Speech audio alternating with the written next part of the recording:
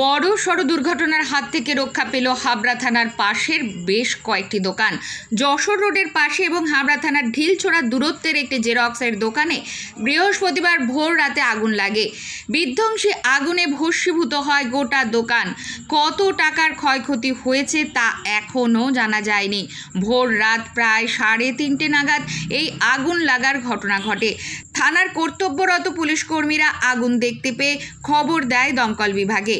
হাবড়ার দমকল বিভাগের 2টি ইঞ্জিন দ্রুত ঘটনাস্থলে হাজির হয়ে প্রায় 1.5 ঘন্টার চেষ্টায় আগুন নিয়ন্ত্রণে আনে, কিন্তু ততক্ষণে দোকানের মধ্যে থাকা ফ্রিজ, কম্পিউটার, জেরক্স মেশিন সব কিছুই পুড়ে ছাই। তবে আরও বড় বিপদ ঘটতে পারত, কারণ দোকানের সামনেই দাঁড় করানো ছিল একটি লরি।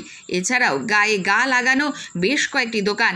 স্থানীয় সূত্রে আরও জানা গিয়েছে, জেরক্সের এই দোকানের পাশেই রয়েছে একটি চায়ের দোকান, আর সেই চায়ের দোকানের উনুন কিংবা শর্ট সার্কিট থেকেও আগুন লাগতে পারে বলে অনুমান।